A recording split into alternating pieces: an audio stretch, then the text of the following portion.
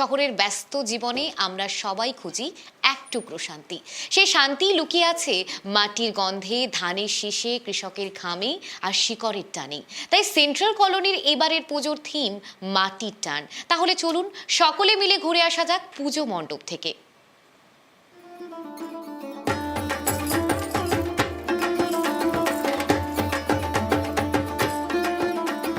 দাঁড়িয়ে রয়েছি শিলিগুড়ির অন্যতম পুজো সেন্ট্রাল কলোনি দুর্গাপূজার কমিটিতে, এবং সেন্ট্রাল কলোনির এই 63তম বর্ষে এবার এনাদের টিম মাটির টানে। অর্থাৎ তারা বলতে চেয়েছে যে এই যে মাটির টানে, অর্থাৎ যে গ্রাম বাংলার যে পটভূমিকা যে কংক্রিটের জঙ্গলে হারিয়ে গিয়েছে, সেটাই কিন্তু তারা এবার পুজো মণ্ডপের মাধ্যমে তুলে ধরেছে।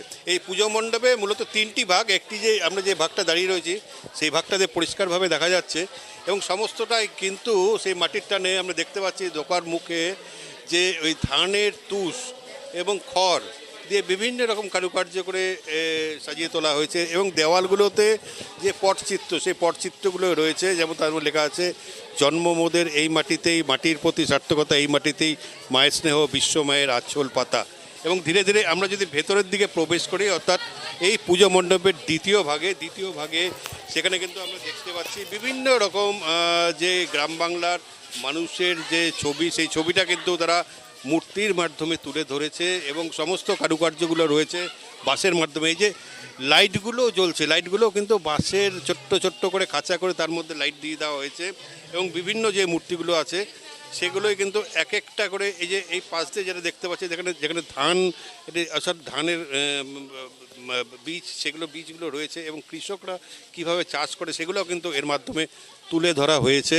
এবং এই যে মূল মণ্ডপে, অর্থাৎ যেখানে প্রতিমা রয়েছে, সেই মণ্ডপের দিকে যে প্রবেশ করতে চাই, তাহলে ওপর থেকে যদি দেখি সেখানে সমস্তটাই কিন্তু সেই ধানের তুষ দিয়ে তৈরি করা, এবং সেই ধানের তুষ দিয়ে তৈরি করে তারা কিন্তু মাটির টান, অর্থাৎ এই যে মাটির টান তাদের থিম, সেই থিমটা কিন্তু অনেকটা ফোটাতে চেয়েছে, মানে একটা নিয়ে আসার চেষ্টা করছে। আমরা ধীরে ধীরে মূল মণ্ডপের দিকে প্রবেশ করছি। যে আজকে দেখতে পাচ্ছি যে আজকে পুজো দেখতে দলে দলে লোক বেরিয়ে গিয়েছেন, এবং তারা প্রত্যেকেই কিন্তু যতটা সম্ভব ভিড়কে উপেক্ষা করে মণ্ডপগুলো পুজো দেখা, প্রতিমা দেখা তারা সেরে নিতে চাইছেন। এবং আমরা অবশ্যই এই পুজো কর্মকারীদের সঙ্গে কথা বলবো, এবং এখানকার যারা দর্শনার্থী রয়েছেন, যারা দর্শক এসেছে, তাদের সঙ্গেও কথা বলে নেওয়ার চেষ্টা করব। আমরা এই যে পুজো কমিটির মধ্যে যে মূল যে যারা রয়েছেন তাদের সঙ্গে একটু কথা বলে নিচ্ছি। এখানকার যে সম্পাদকও কিন্তু আমাদের সামনে চলে এসছেন, এবং এই যে আজকে আপনাদের পুজো আমরা দেখলাম যে মাটির টানে, অর্থাৎ সমস্তটাই গ্রাম বাংলার কৃষ্টি যে সেইগুলো দিয়ে সাজিয়ে তুলেছেন। এই মাটির টানে বলতে কী বোঝাচ্ছে?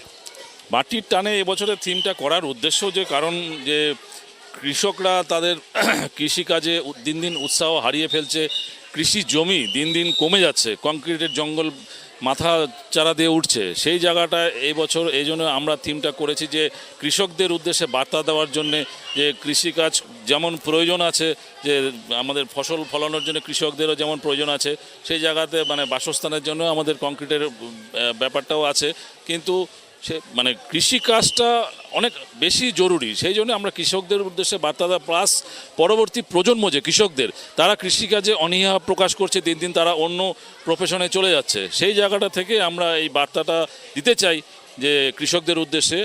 সেই জন্য আমরা এই বছরের থিমটা করেছি মাটির টানে। এই যে মণ্ডপটি মূলত কি দ্রব্য দিয়ে তৈরি করা হয়েছে? মণ্ডপটা সম্পূর্ণভাবে আমাদের পরিবেশ বান্ধব জিনিস দিয়ে তৈরি হয়েছে, যেমন খড়, বেত, বাঁশ, কাপড়, বিভিন্ন ধানের শীষ, ধান গাছের চারা, এইসব ঘাস, এইসব উপকরণ দিয়ে আমাদের মণ্ডপটা এবার তৈরি হয়েছে।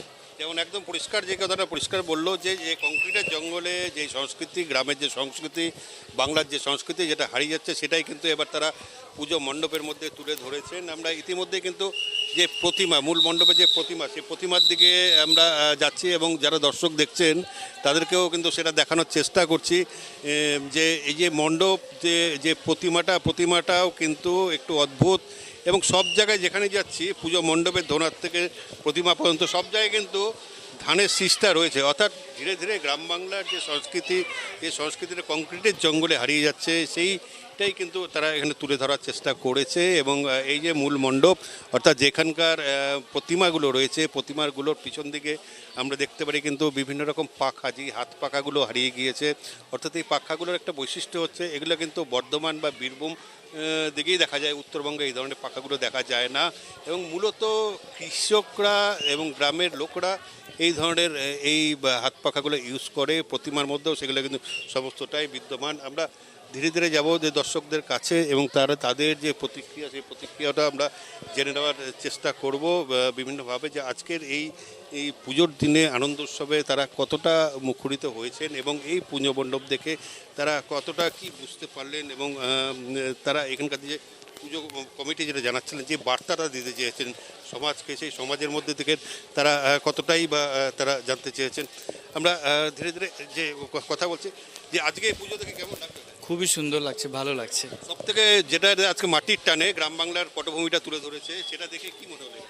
মানে আমাদের যে ভূমির থেকে কত আমাদের মানে মানে ভূমির সাথে আমাদের থাকতে হয়, সেই জিনিসটা আমাদেরকে এই জিনিসটা আমাদেরকে বোঝাচ্ছে যে ভূমির সাথে আমাদের থাকতে হয়। একদমই তাই, পরিষ্কারভাবে জানালেন। যে আপনি জিজ্ঞেস করবো যে আজকে কেমন লাগছে পুজো দেখে? অনেকই ভালো, খুব ভালো লাগছে। যে মাটির টানে যে থিম, এখানে কি অন্যরকম একটা গ্রাম বাংলার একটা গন্ধ পাচ্ছেন বা? হ্যাঁ নিশ্চয়ই গন্ধ পাচ্ছি, ভালো আছে, থিমটাও খুব বেস্ট আছে।